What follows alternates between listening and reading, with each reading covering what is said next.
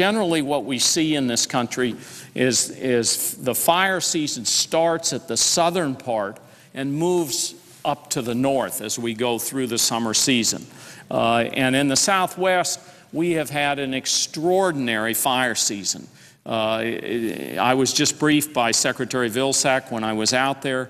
He talked in the Southwest region about 1,600 plus fires burning 1.5 million acres. And this is still very early in the fire season. We could see a lot more burning going on. And then the thing that really hit me was the fact that we were told this is the driest recorded summer since the Forest Service has been keeping records. So pretty remarkable that we're in this kind of situation where we have a drought, we have fires that heat up. This particular fire for New Mexico, the name of it is called the Los Conchas fire, right near Los Alamos. As we speak, it's more than 135,000 acres. It's almost three times as big as the previous fire situation that we've seen. And what happens with these forest fires in our dry, arid region is that we get extreme heat within the forest, and you get what are called crown fires, where the tops of the trees, these trees may be 30 to 50 to 100 feet tall, and the fires burn in the top of the crown. And they can spread when there's a 40 or 50 mile an hour wind, as there was in some cases here. They can be in the crown of the trees, and they can jump out a mile in advance with embers and creating additional fire in front of it. And as a result of the heat, very intensive heat, I think close to 1,000 degrees when you're right in the heat of the fire, it makes the soil so the soil won't absorb water any longer, which is something that creates a situation when we get our rainy season, which occurs right after the fire season. You can have a serious flood situation. So that soil won't absorb water, so when the rains come, all of the soil on the surface washes off. It washes into reservoirs. It can fill them up with silt. Some of those are used for recreation, for fishing. Others are used for drinking water. For example, several of the communities in northern New Mexico get 40%, 50% of their water from drinking water from these reservoirs. So these kinds of forest fires can be absolutely devastating to communities. But the one thing we were thankful for because of the federal firefighters is the worst case scenarios didn't occur. One of the things that was expected, and I think many saw this covered on the national media, is this might get into the national laboratory, Los Alamos National Laboratory, that there was going to be radiation released and those kinds of things. And in fact, we dodged a bullet there. It didn't go into Los Alamos National Laboratory. The labs and the residences were protected. There was another fire burning nearby that threatened the Santa Fe watershed. The fire changed directions, and because of the skillful firefighting, it didn't get into the watershed. So we dodged a bullet, but many other areas were severely impacted, and many other groups were. For example, New Mexico's Indian pueblos. We have 19 pueblos in New Mexico.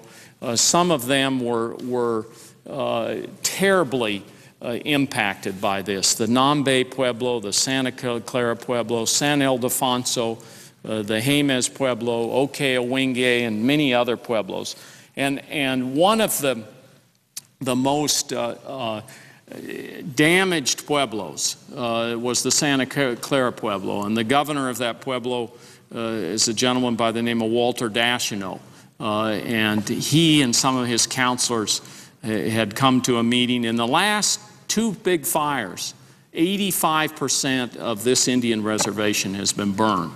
And what they said when we were sitting in a room, and these are the elders from the Pueblo came to talk to us, they said, you know, our our hearts are in a very sad state. The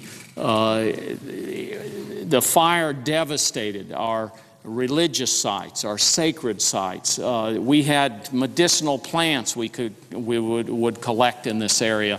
We can't do that any longer.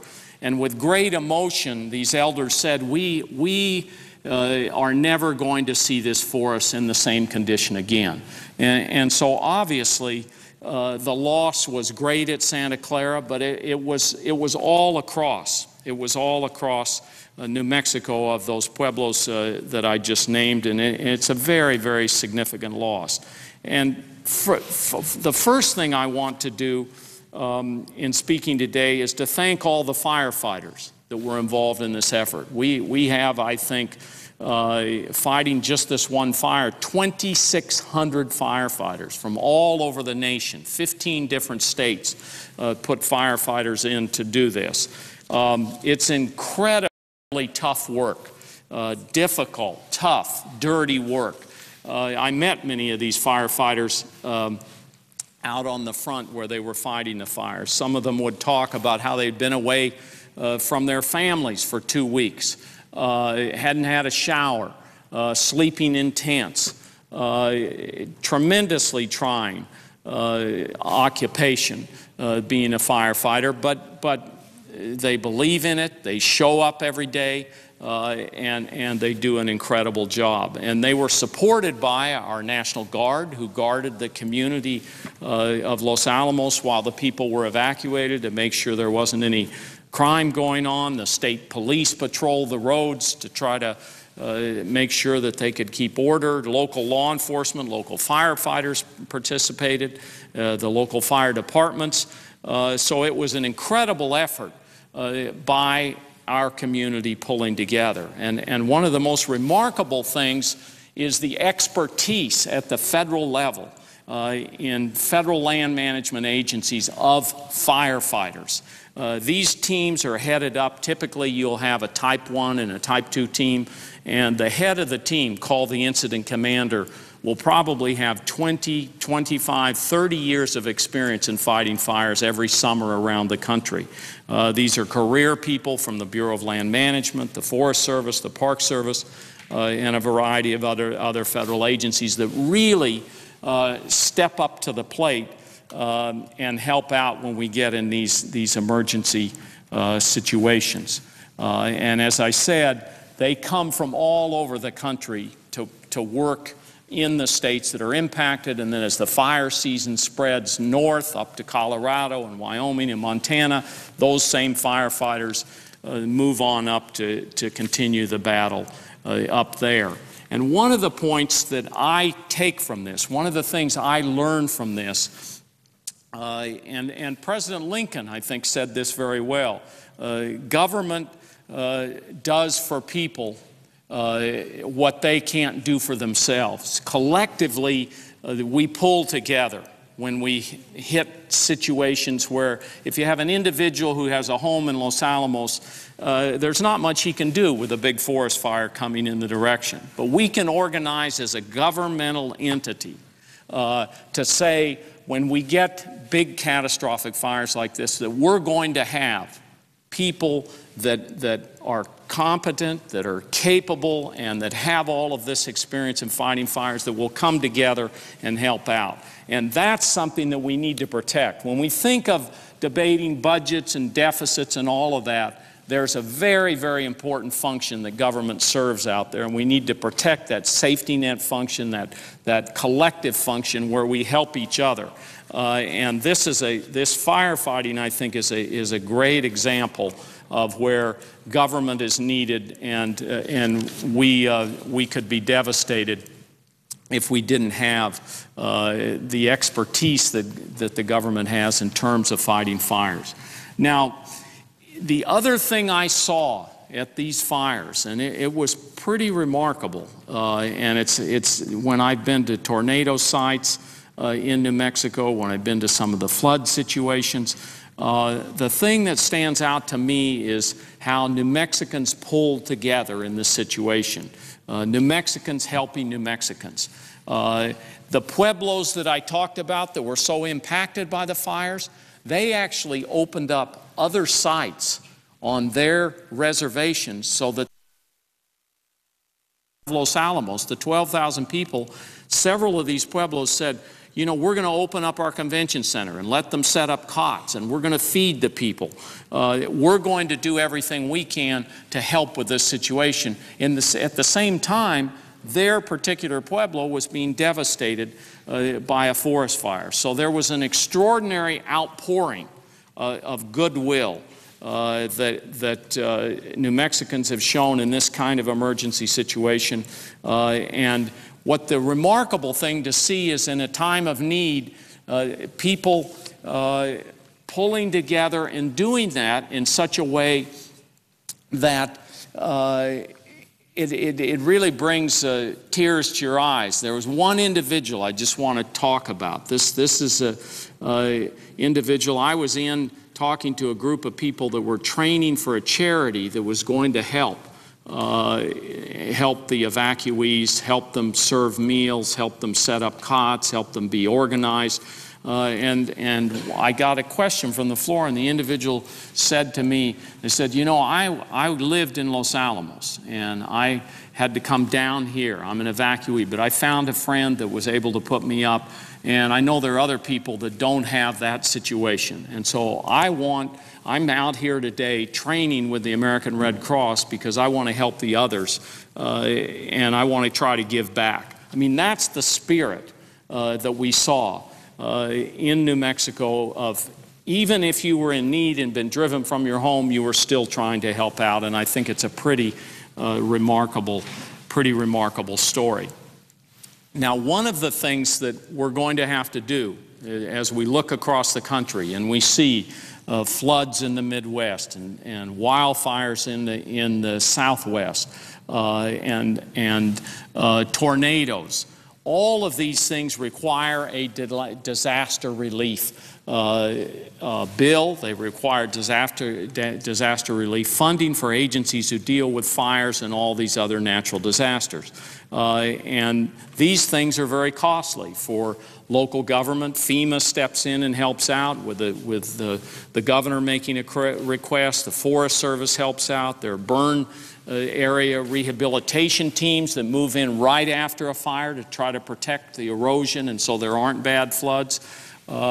And we've got to try to do everything we can to make sure we maintain, once again in this deficit situation that we're in, that kind of responsibility. The federal government has to help.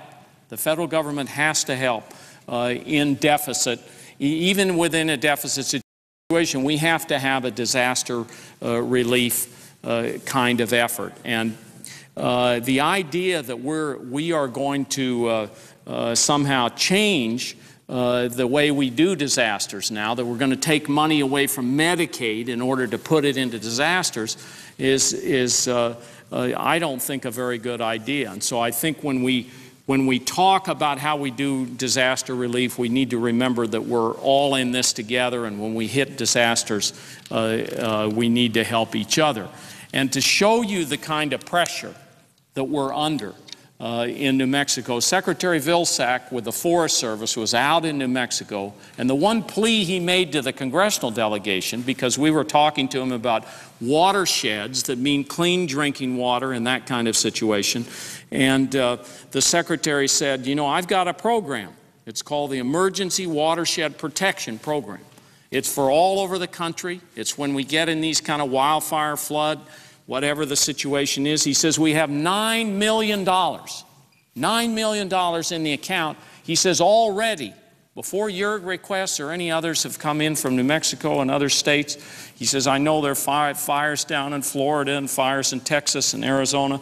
He says we have $45 million in requests. So $9 million in the account, $45 million in requests. And what we're talking about when we talk about watersheds is drinking water not deteriorating and that kind of thing. So we need to remember that there's a lot the federal government does in a shared way with local communities to protect those communities. And just my final note to talk a little bit about the biggest picture here, and that's about climate change and global warming. We're seeing these wildfires, droughts, and floods like we've never seen before. I've seen senators from all over the country talking about these disaster situations. And the scientists tell us that we're putting too much carbon dioxide into the atmosphere. We're warming the atmosphere. In the West, what the scientists tell us, it's going to be twice as hot in the West, the computer models show, than in other places in the country.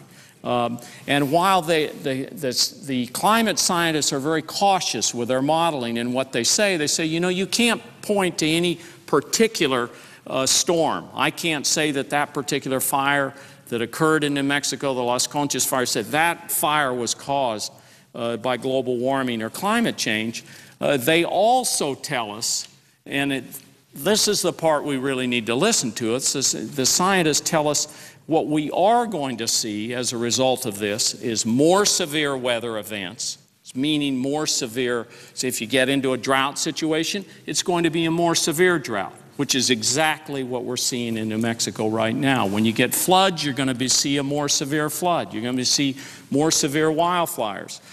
These are all the things that we're seeing today in New Mexico. We're seeing them across the nation. And we've seen extreme floods in New Mexico, catastrophic forest fires. We're seeing droughts we haven't seen before. The Forest Service has been keeping records for 117 years. And they just reported to us that there is no record for how dry we are right now. This is the driest year we've ever had, which laid the groundwork for the wildfires we had with the wind and all the other things that occurred. So we can't put our heads in the sand in terms of climate change, in terms of global warming. We have to look at these things and realize that we're contributing to them. And we need to put policies in place, solid policies that put us on a path to reducing that carbon dioxide pollution that is out there. So with that, Mr. President, I thank you very much and thank the Senate for the time, and I yield the floor.